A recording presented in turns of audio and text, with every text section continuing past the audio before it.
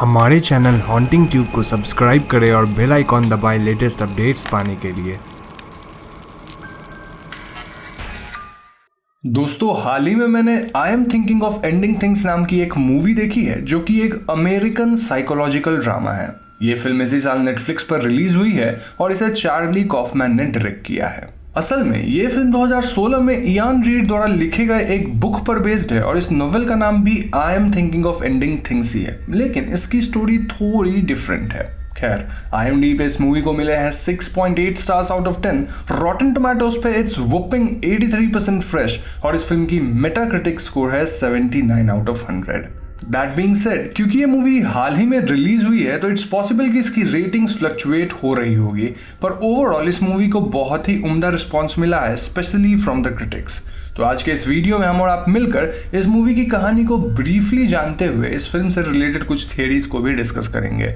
अब ध्यान रहे दोस्तों कि ये मूवी काफी कंफ्यूजिंग है और इसकी कहानी को सुनते वक्त आपके मन में कई सवाल उठेंगे।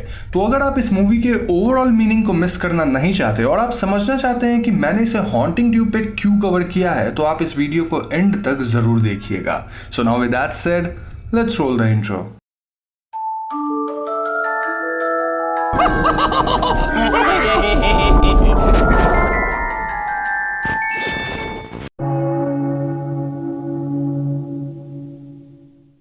तो थ्रू आउट दिस फिल्म हम व्यूअर्स दो पैरेलल स्टोरीज को देख पाते हैं, जिसमें एक तरफ एक बूढ़ा आदमी है जो कि एक स्कूल में जैनिटर था और उसके डे टू डे लाइफ को दिखाया जाता है। वहीं दूसरी तरफ हम व्यूअर जेक नाम के एक आदमी की कहानी को देखते हैं जो अपनी गर्लफ्रेंड के साथ होता है। अब ये दोनों स्टोरीज कैसे कनेक्टेड हैं वो हमें आगे पता चलेगा।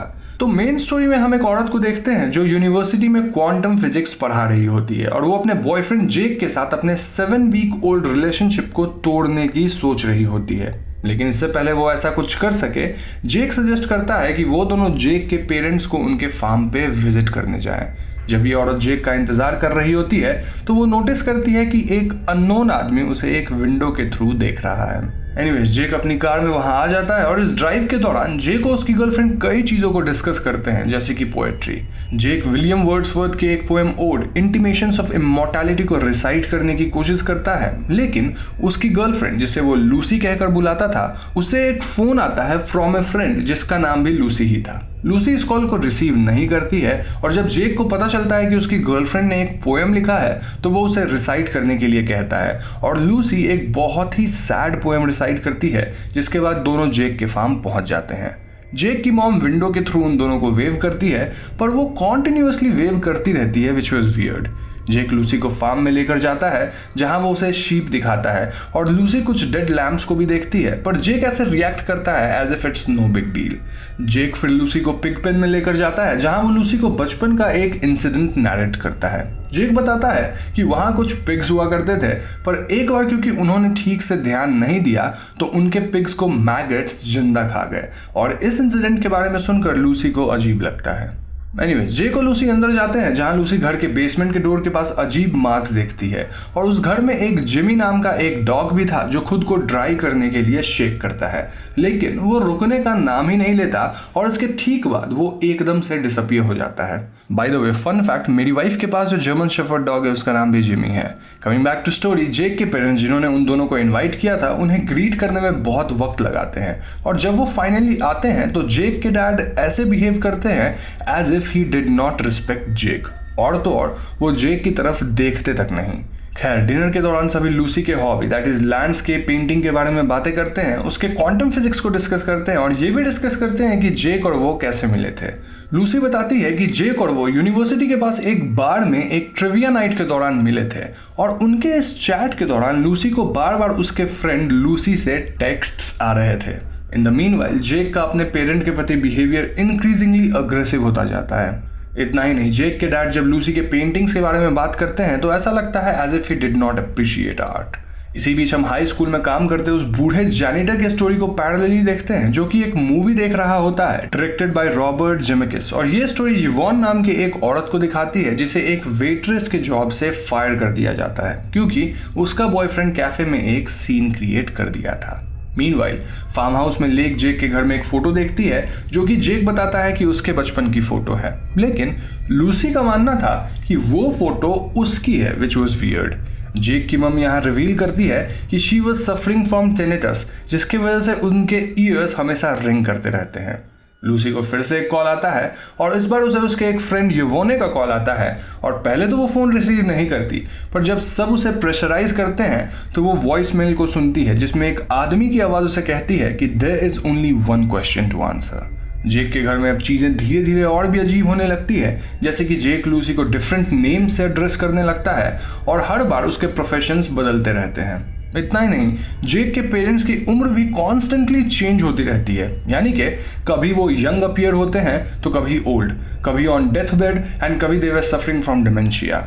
और तो और जब लूसी घर के बेसमेंट में जाती है तो वहाँ उसे कुछ लैंडस्केप पेंटिंग्स मिलते हैं जिसे जेक ने बनाया था और ये पेंटिंग्स लूसी के पेंटिंग्स की तरह दिख रहे थे।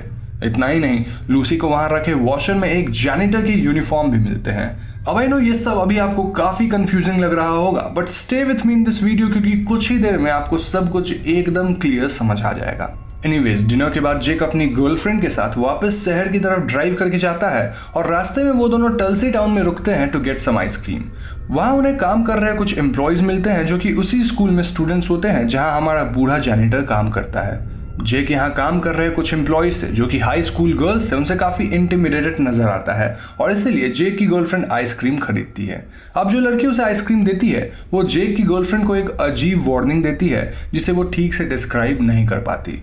तभी जेक की गर्लफ्रेंड उस लड़की के हाथों में वही ब्रूजेस देखती है जो कि उसने जेक के हाथों में देखा था। और इतना ही नहीं, अब हम व्यूअर्स देखते हैं कि जेक के गर्लफ्रेंड के स्वेटर के कलर्स और उसके हेयर स्टाइल बार बार बदलते रहते हैं विथ ईच चेंजिंग सीन। पर ऐसा क्यों होता है वो हमें मूवी में थियरीज में पता चलेगा। खैर, वो दोनों ड्राइव के दौरान डिसाइड करते हैं कि उन्हें आइसक्रीम नहीं खानी और वो जेक के हाई स्कूल के पास रुकते हैं to throw away their cups जो कि फुल होते हैं। स्कूल के पार्किंग लॉट में वो दोनों आर्ग्यू करते हैं and they start making out, पर जेक नोटिस करता है कि वो बूढ़ा जैनिटर उन्हें स्कूल से देख रहा है। जेक उसे कन्फ्रंट करने जाता है और काफी समय कार में वेट करने के बाद उसकी गर्लफ्रेंड भी अंदर जाती है।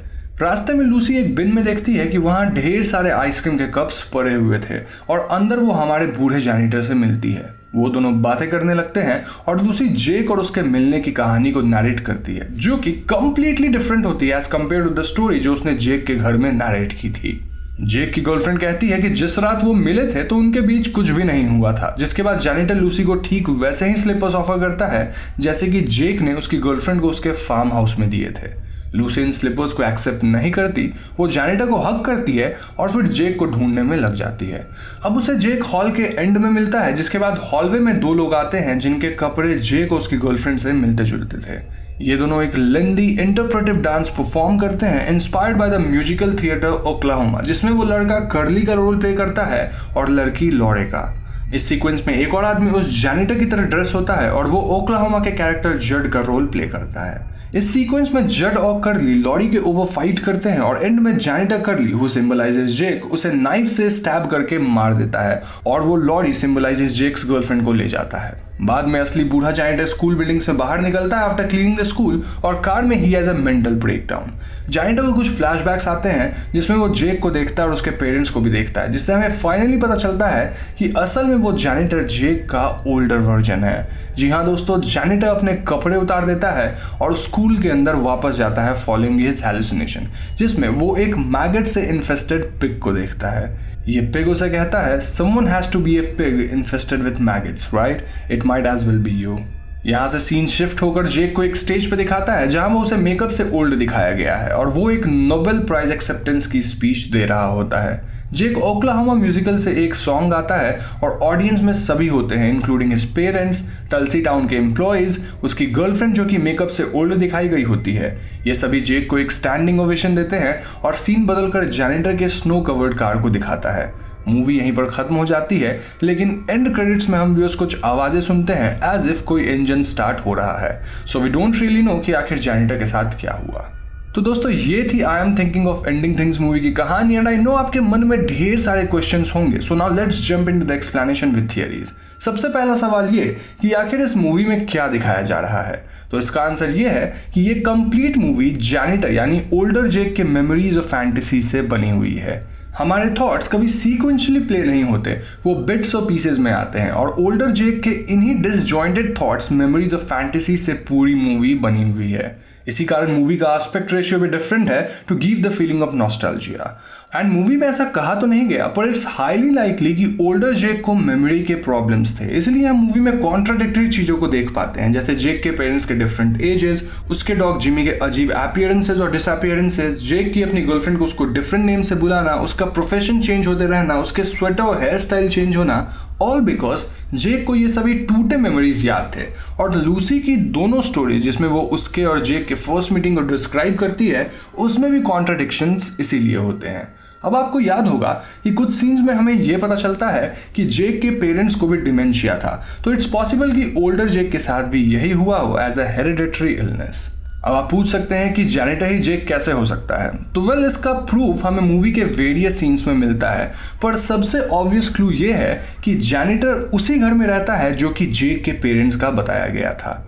एक सीन में हम जेनिटर को कार में एक थर्मस के साथ देखते हैं और मूवी में जब जेक लूसी के साथ फार्म हाउस में आता है तो डोर के पास रखे एक ड्रॉर में ठीक वैसी ही थर्मस होती है। इतना ही नहीं, लूसी को बेसमेंट के वॉशर में भी जेनिटर के कपड़े मिले हैं विच बिलोंग टू ओल्डर जेक। ऐसे ही और भी बहुत सारे सीन्स हैं जिससे हमें पता चलता है कि जेनिटर ही जेक है और ये मूवी उसके मेमोरीज से बने हुए हैं। अब जेक और उसके गर्लफ्रेंड से रिलेटेड एक और थ्योरी है जो एक्सप्लेन करती है कि क्यों जेक लूसी को डिफरेंट नेम से बुलाता था और लूसी के अपीयरेंस क्यों बार बार चेंज हो रहे थे। इस थ्योरी के हिसाब से Lucy symbolizes all the women Jake dated. जी हाँ दोस्तों, इन्हीं मेमोरी के स्निपेट्स जेक को फ्लैशेस में याद आते थे, तो वो बार बार लूसी को डिफरेंट नेम से एड्रेस करता था, जैसे लूसी, लोइजा, लूसी एक्सेट्रा। और इसीलिए हर बार उनके ऑक्यूपेशंस भी बदलते रहते थे, जैसे कि painter, waitress, student, poet, physicist etcetera. अगर आपने ध्यान दिया होगा तो आप नोटिस करेंगे कि जेक और लूसी के फर्स्ट मीटिंग के स्टोरीज भी चेंज होते हैं, जैसे कि एक स्टोरी में वो दोनों एक बार में मिले थे, then at a trivia night, फिर एट अ रेस्टोरेंट एक्सेट्रा। लेकिन इन थियरीज के बावजूद मूवी में और भी बहुत सारी चीजें हैं जो कि अनआंसर्ड रह जाती है, जैसे कि लूसी जेक की फोटो को देखकर ये क्यों सोचती है कि ये उसकी फोटो है। तो इसका आंसर ये है कि लूसी इज जेक। जी हाँ दोस्तों, लूसी वॉज जेक, और ऐसा मैं इसीलिए कह रहा हूँ क्योंकि जेक को मेंटल हेल्थ इश्यूज थे, जैसा कि मूवी में दिखाया गया है, और ऐसा में जेक के डिफरेंट पर्सनालिटीज को यंगर जेक और फिर लूसी सिग्निफाई करते हैं। इसीलिए लूसी को जेक के जो पेंटिंग्स बेसमेंट में मिले हैं वो उसे अपने पेंटिंग्स जैसे लगते हैं। फार्म हाउस में आकर जेक लूसी को अपने स्लीपर्स देते हुए कहता है कि what was his was hers. और जब लूसी जेक के चाइल्डहुड रूम में जाती है तो वहां हम व्यूअर्स ढेर सारे चीजों को देखते हैं जिनमें लूसी को इंटरेस्ट था, जैसे कि physics book, chemistry books, Wordsworth poem collection और ढेर सारे डीवीडीज जिनके स्टोरीज साइकोलॉजिकल इश्यूज से रिलेटेड थे। लेकिन सबसे ऑब्वियस एग्जाम्पल होता है वो बुक जिसमें वही पोएम होता है जो लूसी ने कार में जेक को सुनाया था। इस पोएम का थीम भी इंटरेस्टिंग है because it revolves around loneliness, और जेक भी लोनली था जिसकी वजह से उसने अपने माइंड में ये सभी कैरेक्टर्स बनाए थे। इतना ही नहीं, टल्सी टाउन में जो एम्प्लॉयज जेक को मिलते हैं वो भी जेक के इमेजिनेशन से बने हुए थे, और अगर आपने ध्यान दिया होगा तो आपको पता चलेगा कि जेक के हाथों में जैसे रैशेज या फिर ब्रूजेस थे वैसे ही रैशेज टल्सी टाउन में काम कर रहे एक एम्प्लॉय के थे। एक सवाल ये भी है कि लूसी को मूवी में आ रहे वो कॉल्स किसके थे, तो वो calls according to Jake memories उसके वेरियस लवर्स के थे जो जेक की लाइफ में कभी हुआ करते थे, पर जेक उन्हें इग्नोर करता रहा और एंड में ही इज लोनली फॉरएवर। अब ये सब सुनकर आप पूछ सकते हैं कि तो उस इंटरप्रेटिव डांस का क्या मतलब था, तो वो डांस जेक के चेंजिंग और अनस्टेबल मेंटल कंडीशन को सिंबलाइज करता है। इस डांस से रिलेटेड एक और थ्योरी ये भी है कि डांस में दिखाया गया जेनिटर जेक के टॉक्सिसिटी को सिंबलाइज करता है, जिसकी वजह से जेक के रोमांटिक रिलेशनशिप्स अनफुलफिल्ड रहे और वो ओल्ड एज में इतना लोनली हो गया है। इसी बात को ओल्डर जेक वो मैगट से इन्फेस्टेड पिग भी बताता है, जिसके हिसाब से Jake was like a maggot infested pig जिसकी टॉक्सिसिटी ने जेक को जिंदा रहते हुए ही खा लिया है। जेक खुद को एक अच्छा आदमी मानता था और एंड में जब वो खुद को एक नोबेल प्राइज पाता देखता है तो वो इमेजिन करता है कि सभी उसे अपलॉड कर रहे हैं, but in reality Jake was not very decent, और उसके गिल्ट के कारण ही वो पिग के बारे में भी हैलुसिनेट करता है और उसको फॉलो करते हुए एक लोनली पाथ में चला जाता है। इस थियरी को सपोर्ट करने के लिए मूवी में कुछ इंस्टेंसेस है जिनमें जेक लूसी की तरफ एग्रेसिवली और कॉन्डेसेंडिंगली बिहेव करता है। फैमिली डिनर के दौरान वो अपनी मॉम के ऊपर चिल्ला देता है, लेकिन बाद में जब उसकी मॉम डेथ बेड पर होती है तो वो उनकी केयर करने की कोशिश करता है। ये सब मूवी के स्निपेट्स जेक की मेमोरीज से हैं, और इनमें जेक उन मेमोरीज को जिसमें he doesn't appear as a nice person, उनको एक तरह से मोर पॉजिटिव मेमोरीज से रिप्लेस करने की कोशिश कर रहा था। कुछ और सीन्स भी हैं जो कि काफ़ी वियर्ड थे, जैसे जैनिटर जेक का स्कूल गर्ल्स को प्ले के दौरान देखना, जेक का टल्सी टाउन में आइसक्रीम शॉप के एम्प्लॉय से सॉर्ट ऑफ इंटिमिडेट होना।